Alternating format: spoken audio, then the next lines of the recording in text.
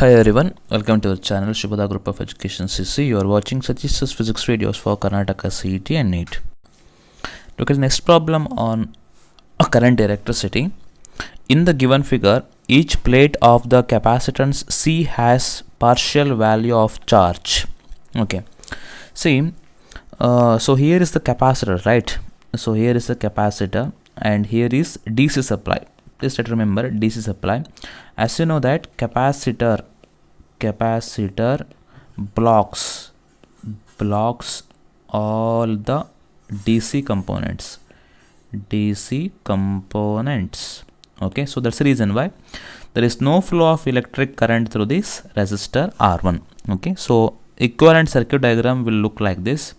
Okay, so this is what R here and this is what R2. This is what R2 and this is the EMF E. Okay, so now let me apply the Kirchhoff's voltage rule to this loop now.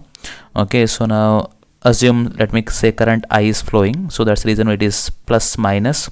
The potential is V equal to I into R2, and it is plus minus and I into small r. Okay, so let me use Kirchhoff's voltage rule clockwise direction. So that's the reason why I will get E minus I into R minus I into R2 equal to 0. So therefore E equal to I into R plus R2. So therefore I equal to E divided by R plus R2. Okay, this is the value of the current flowing through the circuit ಅಲ್ವಾ. So ಹಾಗಾಗಿ same current I ಇಲ್ಲೂ flow ಆಗುತ್ತೆ, ಇಲ್ಲಿ ಕೂಡ flow ಆಗ್ತಾ ಇರುತ್ತೆ. ಅಂದರೆ ಇಲ್ಲಿ ಎಷ್ಟಾಗಬೇಕಾಯಿತು, therefore I can say what is the voltage drop across R2. ನೋಡಿ ಇವಾಗ voltage drop, therefore voltage drop across R2 is okay V equal to I into R2. So I is, we have already calculated, that is what E divided by R plus R2 into what R2 ಅಂತ ಆಯಿತು.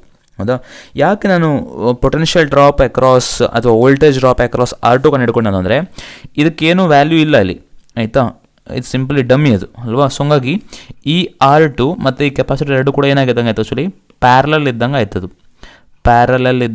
So parallel ಇರೋದಕ್ಕೆ same voltage drop ಇಲ್ಲಿ ಕೂಡ ಬರುತ್ತೆ ಅಂತ ಅರ್ಥ.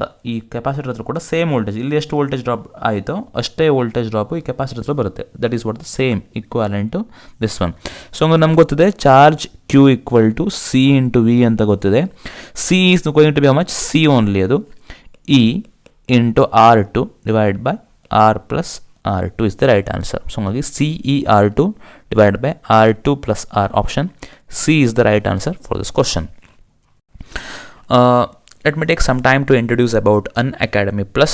ನಿಮಗೆ ಗೊತ್ತಿರಬಹುದು Unacademy ಬಗ್ಗೆ, India's largest platform for the preparation of many competitive examinations like Karnataka CET, JEE, NEET, ಇದಕ್ಕೆಲ್ಲದಕ್ಕೂ ಕೂಡ ಅವರು ಟ್ರೈನಿಂಗನ್ನು ಕೊಡ್ತಾರೆ. ಅವರು ಈ ಸಲ ಚಾಂಪಿಯನ್ಸ್ ಬ್ಯಾಚನ್ನು ಇಂಟ್ರೊಡ್ಯೂಸ್ ಮಾಡ್ತಿದ್ದಾರೆ ಫಾರ್ ಕರ್ನಾಟಕ CET 2021. ಹೊಸ ಬ್ಯಾಚ್ ಇದೆ ನೋಡಿ. ಸೊ ಇನ್ನು ಬೆನಿಫಿಟ್ಸ್ ಏನಿದೆ ಅಂತಂದರೆ, learn from best educators for Karnataka CET 2021 and detailed explanation of each topic for better understanding and the complete syllabus coverage and tips and tricks to save time and score better in examination. ಇದಿಷ್ಟು ಕೂಡ ನಿಮಗೆ benefits ಸಿಗುತ್ತೆ. ನಾನು ಕೂಡ ಸುಮಾರಷ್ಟು ವೀಡಿಯೋಸನ್ನು ನೋಡಿದ್ದೇನೆ, ಅವರದು ಚೆನ್ನಾಗಿ ಇತ್ತು, ಹಾಗಾಗಿ ನಾನು ಅದನ್ನು ರೆಕಮೆಂಡ್ ಮಾಡ್ತಾ ಇದ್ದೇನೆ. ಸೊ ಪ್ಯಾಕೇಜ್ ಬಗ್ಗೆ ಬಂದರೆ, ನೀವು 1 ಮಂತ್ ಟ್ರಯಲ್ ಪ್ಲಾನ್ ಇದೆ ನೋಡಿ, at just ₹2250 okay per month. ಅದು if you use my code Satish 2021, ಇಲ್ಲಿ ಕಾಣಿಸ್ತಾ ಇದೆಯಲ್ಲ ಸತೀಶ್ 2021, ಈ ಕೋಡನ್ನು ನೀವು ಯೂಸ್ ಮಾಡಿದರೆ you will get 10% off on the course fees. Okay, so ನೀವು unacademy.com ಅನ್ನು ವಿಸಿಟ್ ಮಾಡಿ ಅಥವಾ ಅವರ ವೆಬ್ಸೈಟನ್ನು, ಅವರ ಅಪ್ಲಿಕೇಶನ್ ಆಂಡ್ರಾಯ್ಡ್ ಅಪ್ಲಿಕೇಶನ್ನ ಪ್ಲೇಸ್ಟೋರಿಂದ ಡೌನ್ಲೋಡ್ ಮಾಡ್ಕೊಳ್ಳಿ. So that will get the more information about Unacademy. Okay, let's move to the next problem. The figure gives the electric potential V as a function of distance through 5 regions on x-axis. Which of the following is true for the electric field E in these regions?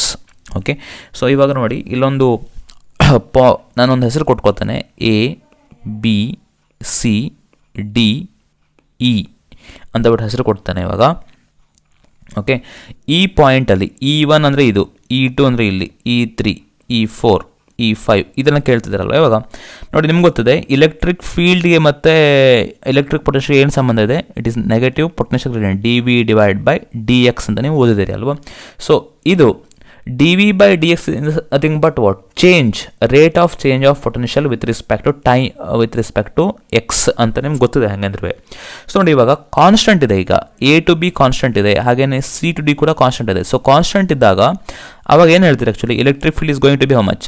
0 ಅಂತ ಹೇಳಬೇಕು. Because rate of change of constant ಇದ್ದಾಗ integration constant ಏನು? Differentiation of the constant is going to be 0. ಹಾಗಾಗಿ electric field at point 1 that is equal to electric field at point 2 that is equal to electric field at point 4 alva, 3 alla 4, that is going to be how much? That is going to be 0 ಅಂತ ನಿಮಗೆ ಗೊತ್ತಿರಬೇಕು, ಹೌದಾ? So ಹಾಗಾಗಿ ಇವಾಗ ಅಷ್ಟನ್ನು ನೀವೀಗ ತಗೊಂಡ್ರಿ, ಅದನ್ನೇ ದಿಸ್ ಇಸ್ ಎಟ್ ಪಾಯಿಂಟ್ 0 ಅಲ್ವಾ. E1, E2, E4 that must be equal to 0.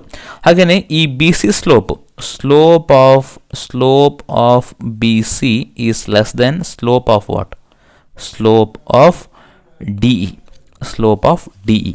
So ಹಂಗಾಗಿ ನೀವೇನು ತಗೊಳ್ಬೋದು ಇವಾಗ? ಸ್ಲೋಪ್ ಆಫ್ BC ತಗೊಳ್ತೀರಿ ಅಂದರೆ ದಟ್ ಈಸ್ ವಾಟ್ ಅದಕ್ಕೆ ನಾನು E2 ಅಂತ ಕನ್ಸಿಡರೇಷನ್ ಮಾಡಿದರೆ, ಇದನ್ನು E2 ಬೇಡ ಆಯಿತಾ. ಸೊ E2 ಅಂತ ಕನ್ಸಿಡರೇಷನ್ ಮಾಡೋಣ, ಅಥವಾ E1 ಅಂತ ಕನ್ಸಿಡರೇಷನ್ ಮಾಡೋಣ. ನಾನು I had token that E1 = 0 ಅಂತ ಕನ್ಸಿಡರೇಷನ್ ಮಾಡಿದ್ದೇನೆ.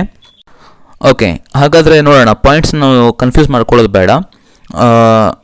Let me rename that those points ಆಯಿತಾ. ಇದಕ್ಕೆ ಪಾಯಿಂಟ್ 1 ಅಂತ ಹೆಸರು ಕೊಡುವ, ಇದಕ್ಕೆ ಪಾಯಿಂಟ್ 2 ಅಂತ ಹೆಸರು ಕೊಡುವ, ಇದಕ್ಕೆ ಇಲ್ಲಿ 3 ಅಂತ ಕೊಡುವ, ಇದಕ್ಕೆ 4 ಅಂತ ಕೊಡುವ, ಇದಕ್ಕೆ 5 ಅಂತ ಕೊಡುವ. 5 ಅಂದರೆ ಹಿಂಗಿದೆ ಅಂತ ಅರ್ಥ ಆಯಿತಾ.